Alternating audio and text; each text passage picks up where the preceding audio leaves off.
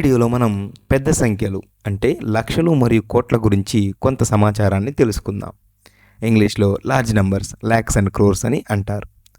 పెద్ద సంఖ్యలు ఈ లక్షలు మరియు కోట్లు మనకు ఏం చెప్తున్నాయో ఈ వీడియోలో చూడండి. లక్షలు, కోట్లు. లక్షలను ఇంగ్లీష్లో ల్యాక్స్ అంటారు, కోట్లను ఇంగ్లీష్లో క్రోర్స్ అంటారు. అయితే పెద్ద సంఖ్య అనే ఈ పదానికి నిర్దిష్టమైన నిర్వచనం ఏమీ లేదు. అంటే ఇంతకన్నా ఎక్కువ ఉంటే పెద్ద సంఖ్య అంటారని, అంతకంటే తక్కువ ఉంటే చిన్న సంఖ్య అంటారని ఎప్పుడూ మనం చెప్పలేం. అది సాపేక్షంగా ఉంటుంది. అంటే చిన్నదానితో పోలిస్తే పెద్దదని, పెద్దదానితో పోలిస్తే చిన్నదని చెప్పే విధంగా ఉంటుంది తప్ప. ఉదాహరణకు భారతదేశం ఉత్తర దక్షిణంగా 3200 కిలోమీటర్ల మేర వ్యాపించి ఉందని మీకు తెలుసు. అదేవిధంగా తూర్పు పడమర దృష్ట్యా కూడా దాదాపుగా 3000 కిలోమీటర్ల దాకా ఉంది. అవునా? మరి వీటిని కిలోమీటర్లలో కాకుండా మీటర్లలో, అదేవిధంగా సెంటీమీటర్లో చెప్తే పెద్ద సంఖ్య వస్తుంది. అవునా?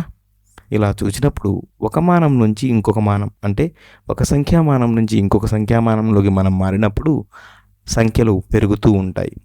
చిన్న సంఖ్య పెద్ద సంఖ్యగా కనిపిస్తుంది, పెద్ద సంఖ్య చిన్న సంఖ్యగా కనిపిస్తుంది. ఇక్కడ కూడా మనం లక్షలు కోట్లని ఎందుకు పెద్ద సంఖ్యగా అభివర్ణిస్తాము అంటే, సహజంగా మనం రోజువారీ జీవితంలో వందలు వేలతో చూస్తూ ఉంటాం. అవునా? మరి లక్షలు కోట్లు పెద్దవిగా ఉంటాయా లేదా? ఈ వీడియోలో మనం ఈ లక్షలను కోట్లను రోజువారీ మనం చూసే ఈ వేలలోనూ లేకపోతే లక్షలలోనూ చూయించినప్పుడు, అంటే ఎన్ని వేలు లక్షలు అవుతాయి, లేదా లక్ష అనేది వేలతో పోల్చినప్పుడు ఎంత పెద్దగా ఉంటుంది, అదేవిధంగా కోట్లు లక్షలతో పోల్చినప్పుడు ఎంత పెద్దగా ఉంటాయి అనే ఈ సాపేక్షాన్ని మాత్రమే మనం ఈ వీడియోలో తెలుసుకోబోతున్నాం.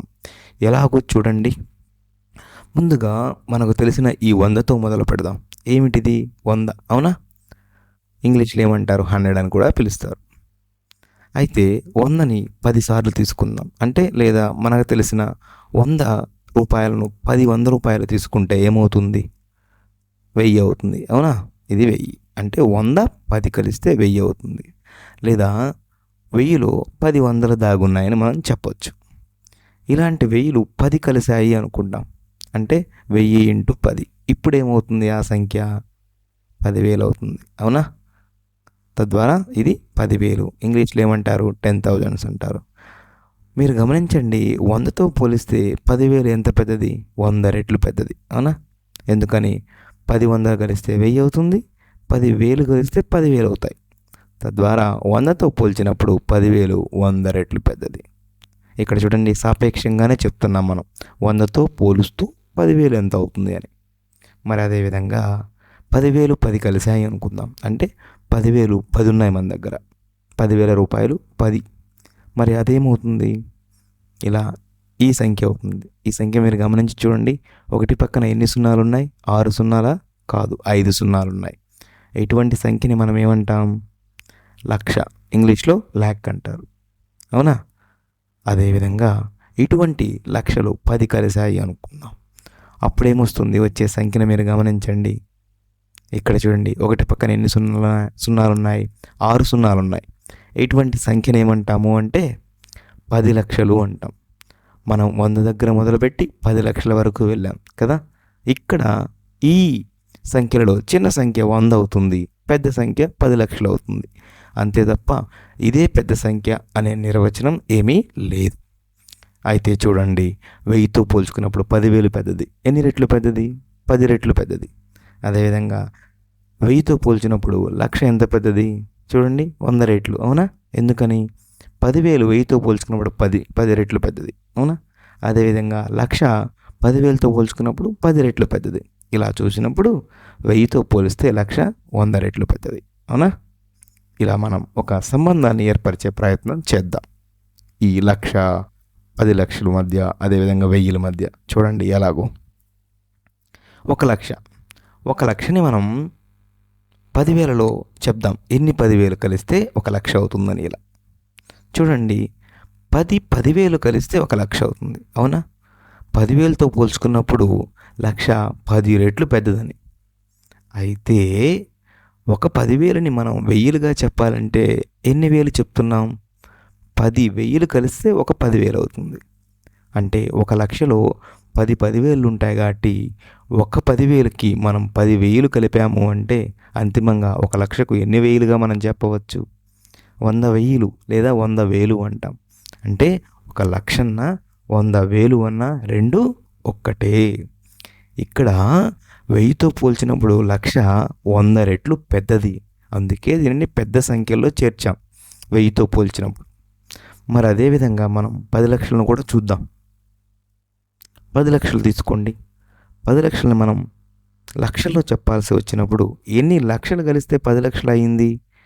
10 1,00,000 కలిస్తే 10,00,000 అవుతుంది. అవునా? ఇలా. మరి 1,00,000లో ఎన్ని 10,000 ఉన్నాయి? 10,000 ఉన్నాయి కదా. 10,000 అంటే 100 10,000 అవుతుంది. అవునా? 10,00,000లో ఎన్ని ఉన్నాయి? 10,00,000 ఉన్నాయి. 1,00,000కి 10,000.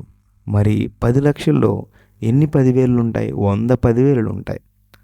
లేదా చూడండి, ఒక 10,000లో 10,000 ఉన్నాయనుకున్నాం కదా. మరి 10,00,000లో మొత్తం ఎన్ని వెయ్యిలు వస్తాయి? 1,000 వస్తాయి. అవునా? లేదా 1,000 అంటారు. ఇక్కడ మీరు గమనించవలసిన విషయం చూడండి, 1,00,000లో 100,000 ఉన్నాయి. మరి 10,00,000లో ఎన్ని వేలు ఉంటాయి? 1,000 ఉంటాయి. అవునా? ఇది మనం 1000లో చెప్పాం. కాకుండా మీరు 100లలో చెప్పారంటే ఇంకా పెద్ద సంఖ్యగా చూడవచ్చు. 100లలో చెప్పినప్పుడు ఏ సంఖ్య అవుతుందో లేదా ఎలా చెప్తామో మీరే స్వయంగా ప్రయత్నించి చూడండి, ఈ వీడియో నుంచి కాస్త విరామం తీసుకొని. అయితే ఇప్పటి వరకు మనం కేవలం లక్షల గురించి మాత్రమే మాట్లాడుకున్నాం. లక్షలు, 10,00,000. మరి కోట్ల వైపు కూడా వెళ్ళే ప్రయత్నం చేద్దాం. ఎలా ఉంటుందో, కోటి ఎలా ఉంటుందో. ముందుగా ఇదేమిటి? లక్ష.